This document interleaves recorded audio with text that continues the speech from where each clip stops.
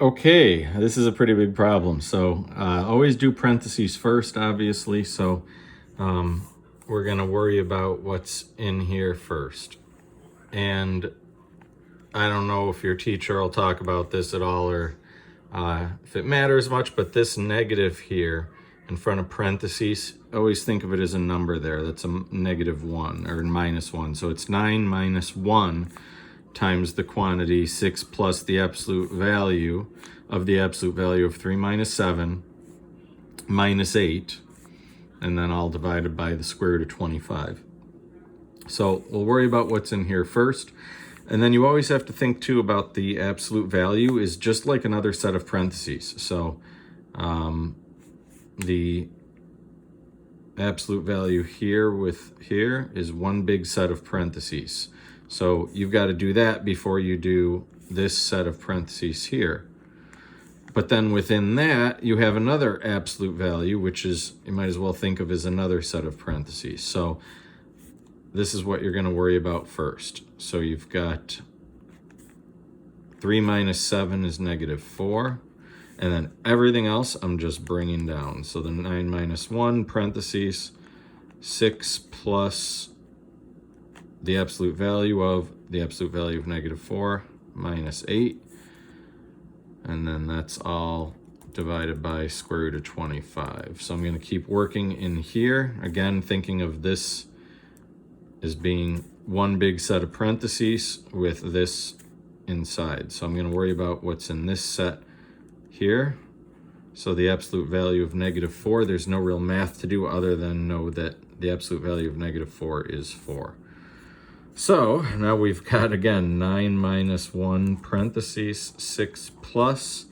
Now we've still got this outer absolute value here. We have 4, and then the minus 8. And we've got this other absolute value, close the parentheses, divided by the square root of 25.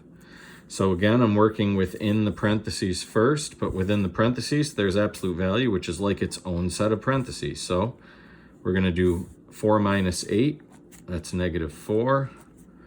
And then we've got everything else I'm just going to bring down. It might seem to be a pain to bring all this stuff down every time, but just keeps you organized a bit with your steps.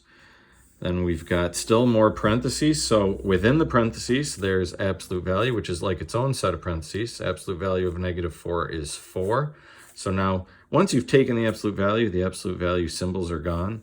So now you're left with 9 minus 1, parentheses, 6 plus, that's just 4, all divided by square root of 25. We still have parentheses, so we're going to do what's in the parentheses. 6 plus 4 is 10.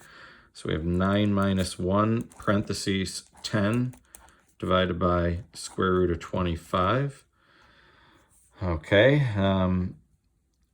Technically now, if you're still using order of operations, okay, so parentheses, technically, even though we have parentheses, the 10 is all that's in there. There's no math that you can do within that.